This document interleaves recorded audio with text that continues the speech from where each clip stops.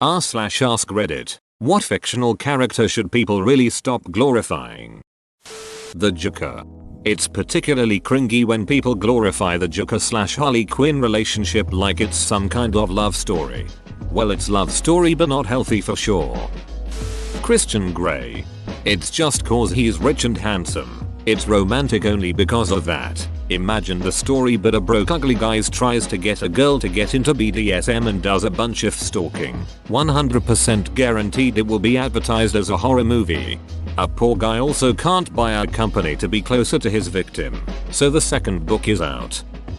Madeline Wunsch. You might ask, if she's here who's guarding Hades? That fork-tongued lizard which turned out to be a Korean toilet ghost. Edit.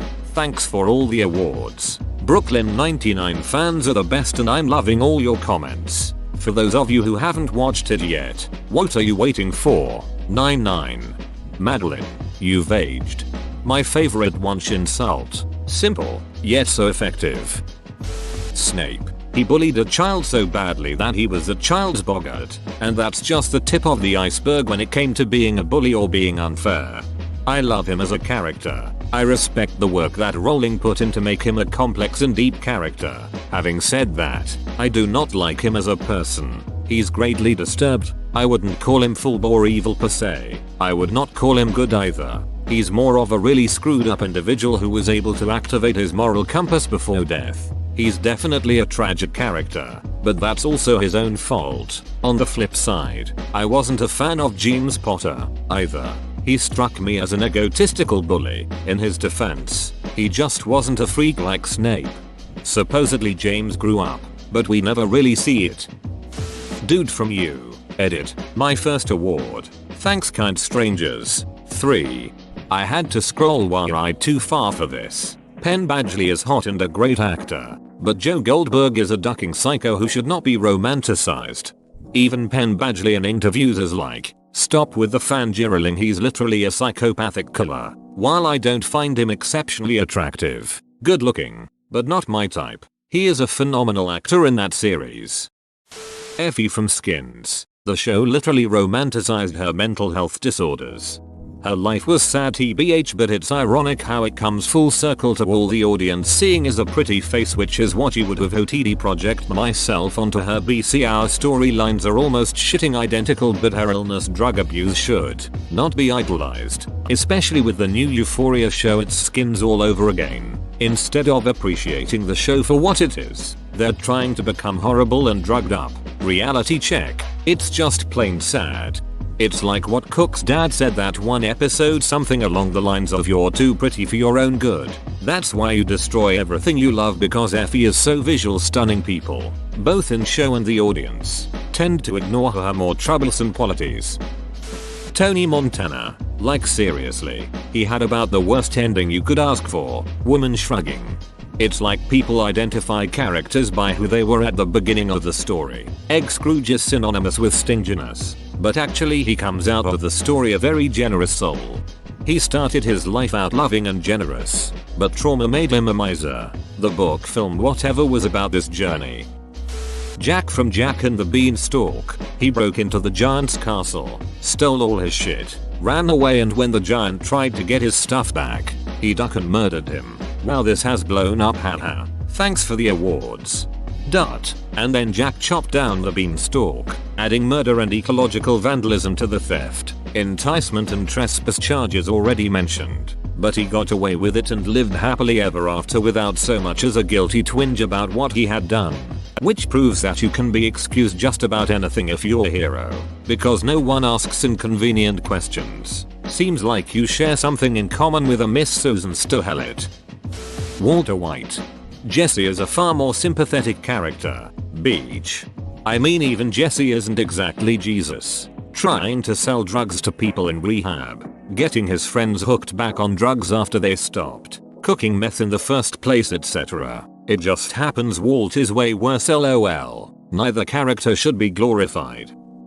I thought Patrick Bateman was cool as a teen and young adult, and now I'm an angry awkward weirdo. Edit. I meant from the movie, by the way. I haven't read the book. Thanks for the karma. I believe in taking care of myself and a balanced diet and rigorous exercise routine. In the morning if my face is a little puffy I'll put on an ice pack while doing stomach crunches. I can do 1000 now. After I remove the ice pack I use a deep pore cleanser lotion.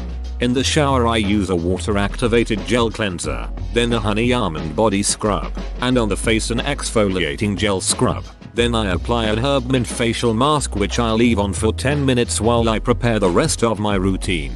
I always use an aftershave lotion with little or no alcohol, because alcohol dries your face out and makes you look older. Then moisturizer, then an anti-aging eye balm followed by a final moisturizing protective lotion. This guy predicted YouTube skincare tutorials.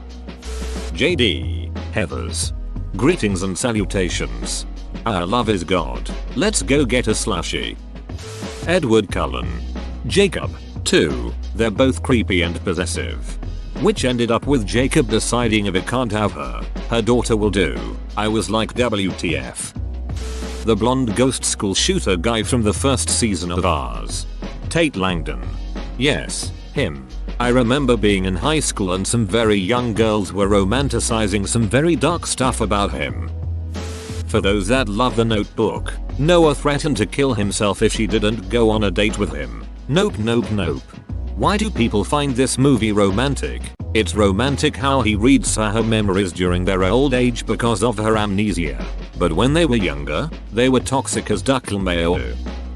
Whoever that guy is from the musical Grease, total a-hole. Sandy should have left him. His character and the relationship he has with Sandy make a lot more sense when you realize that Grease is a parody of high school stories from that time. Yep, it's one of those movies that got big enough for people to miss the point. Same with Saturday Night Fever. It's remembered as a glorification of disco when it's more about how the protagonist tries to hide how ducked up his life is behind the artificial glamour of the disco scene. The Peaky Blinders. I recently watched the show and I just don't understand why every guy wants to be like them. They are all horrible people who destroy everything they touch. They also all have horrible PTSD from World War I. I think that's what makes Michael more unlikable. The others were already ducked up. Jerry from Tom and Jerry. He gets amused by watching a starving cat struggle to catch him and straight up torments Tom. I like the theory that they're really friends. Tom just has to pretend to try to catch him so his owner keeps him around. It's more like they both really enjoy doing it. Like, sure, Tom is getting really hurt all the time. But look at the guy. He loves the hunt. Also I always feel like we're supposed to root for Tom. Jerry is the antagonist. I always cheered for Tom as a kid, and seeing him succeed in even small ways is always great.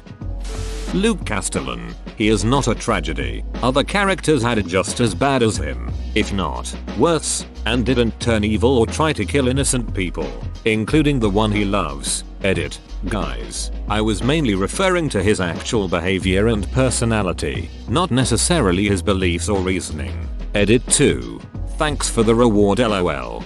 The way I see it, he's 100% correct that the gods are dongs. The problem is we don't see anything that says the Titans would be any better. Not only that lol, it's explicitly stated multiple times that Titans would destroy literally everything about human civilization. Luke noticed Olympus doesn't have a proper childcare package and decided the best course of action to fix that was join deity ISIS and kill everyone on Earth. Ronald McDonald. I know, clearly Dennis is the one to idolize. He's a 5-star man. The Golden God. I think nobody talks about how much of an a-hole Mrs. Doubtfire really is. I mean, this man inserted himself into the life of a woman who wants nothing to do with him, spies on her and attempted to kill her new boyfriend. I mean, come on. It's like that one TV channel that edited scenes from Mrs. Doubtfire with scary music to make it look like a horror movie. The real problem with him was he made the mom a villain because he was the fun one, but he didn't take responsibility of his actions. Both parents need to be the good cop bad cop. Lots of anime characters. My ex really liked Himiko Toga and like, she's awful. I'm almost caught up and there hasn't been anything you should like. Plenty of the villains are morally grey or at least somewhat empathizable, but she's just simply evil. She also straight up sexually harassed Deku. Ducking Light. I get scared that so many seem to think that his actions are okay because he usually targets criminals. He is power hungry and uses his code as some sort of excuse to get that power. He also bends and breaks that code multiple times. That, and she's also inexplicably overpowered. Her only superhuman ability is that she can transform into the person whose blood she consumes, yet she moves like faster than the eye can see on a regular basis. Ramona Flowers. On that note, Scott Pilgrim. They are both equally horrible people made for each other. This is the main reason that I prefer the comics over the movie of Scott Pilgrim. Though the movie is great, by the end of the series both Ramona and Scott recognize that they're pretty shitty people but have made some kind of commitment to trying to get better together, whereas the movie doesn't really go that far. Albus Percival Wulfric Brian Dumbledore. He manipulated and used people, even literal children, especially poor Harry, left him in an abusive home for the greater good. Even after that didn't tell the kid what the hell was happening in his life. Knew how Snape treated the students yet never took any action because he was useful to him. Edit. Thanks guys. It is very interesting to see everyone's perspective no matter we agree with each other or not. I'm just still mad about it. Edit 2. Thanks for the award. P.S. Remove the point about Sirius. In my personal theory, it was just hard to believe that a man like Dumbledore didn't dig further. He runs a school with an easily unlockable door with a 20-foot tall murder hound behind it. AMD gave the same amount of warning you would if there was a minor spill. Draco Malfoy. He's sorta good looking, but I really don't get why people like him so much. He's kind of a little shit. That kid is not a good person. He is well written enough that you can sympathize with him in the later books, but he should definitely not be looked up to as a role model. He was a bit of a bully, but look at what he grew up around. He was raised to be that little shit and to loathe Potter. His character turned around for the better. Dr. House. The dude is a complete a-hole to everybody all the time and people look up to him. WTF. I love House, but yeah, he's a dong. Couldn't stop watching his train wreck life with the on again off again enabler Cutty. Open bracket. I don't know how you spell her name. Berlin from Money Heist. Even though it's so hard to, in the show he raped a poor girl by taking advantage of her fear. Even though he died after the second season, they keep milking the character and have a spin-off based on him. I mean, everyone from the gang, and the police as well, is an a-hole. Romeo and Juliet. Don Draper. Do people idolize Draper? Watching the series, I just got the impression that man was just a selfish mess who kept blowing up his own life for no real reason. There's a difference from being a bad character and being a bad person. Most of the ones on this list are incredible characters but terrible people, and I don't really think they're glorified. They're just liked because they're incredibly interesting. Thank you. The most interesting characters are typically the most flawed. Liking them doesn't equal condoning their actions IRL. I don't know anyone who actually thinks that Tony Soprano or Walter White are admirable people, but they are beloved characters because they are compelling. Even finding aspects of a character cool doesn't mean idolizing them or their deplorable actions. I can't imagine how boring fiction would be if we limited ourselves to morally sound characters. It pains me to say this, because I like her, but Miss Piggy, she's vain, manipulative, and physically assaults others, even those she claims to love. The writers also put her on the receiving end of lots of fat jokes, which is simply appalling. Kids are watching this stuff. FFS. Miss Piggy definitely was created as a fat joke. If they don't lean into it, then she'll no longer be a truly relevant character. Also, the jokes are a good segue into her beating the shit out of them. Edit. Spelling. The Joker. He's a literal monster, and too many people think he's hot shit. The Joker. More specifically his relationship with Harley Quinn. Do I even need to explain? Every hot villain that is abusive, controlling, psychotic, and is there to portray the worst in a person.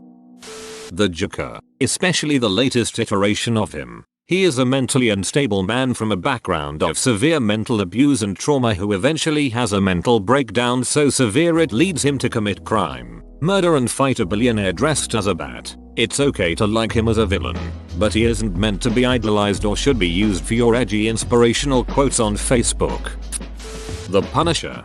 Even the creator of The Punisher has come out to specifically say that he is just a serial killer. He kills bad people, yes, but he's still a serial killer, and cops should definitely not be using him as a role model. Hell, The Punisher himself hates that cops idolize him. In his own words, kinda. Don't remember the whole speech. You want a role model. You've got Captain America. I'm the result of your failures as a system, not the status quo for how you should do your job. Gordon Gekko, Wall Street. Jordan Belfort, Wolf of Wall Street. They are supposed to be cautionary tales of what not to do. Harley Quinn. Hisoka, he is a pedophile. Stop trying to justify it or explain it away. He is a disgusting, awful character and you shouldn't like him. CW's The Flash. Popular show, but one of the sorriest excuses for a superhero ever. Agreed. For a dude who can supposedly do genius science with the best of them, he sure makes a lot of dumb choices. Peter Griffin. Worst father in fiction. Eren Yeager. Rorschach. I feel sorry for people who named their kids Khaleesi after the mass genocide. BoJack Horseman. I find it hard to imagine how people could glorify BoJack. He's a total wreck of a person. At no point does he seem to have his life entirely on track. 90% of the time he's outright depressed. Who are these strange people who think he has anything worth glorifying? Tyler Durden. He's a misogynistic, controlling, manipulative sociopath. Severus Snape. He's just an incel who torments children. Duck him. Mr. Peanut Butter TBH. Anakin Skywalker. Someone once posted a fan image portraying the mutilated corpses of the kids he killed and a lot of people got triggered because their idol was in fact a monster. The whole concept of the dark side making you do things is bullshit considering he had plenty agency of his own. Hannibal. People seem to romanticize his little fancy traits. Barney Stinson from him. Lily Alden is the other side of the same coin. Whoa, you made it to the end? You're a ducking beast. I'll cut you a deal. Smash like and subscribe for more curated content, bruh. It's free and that's a great price.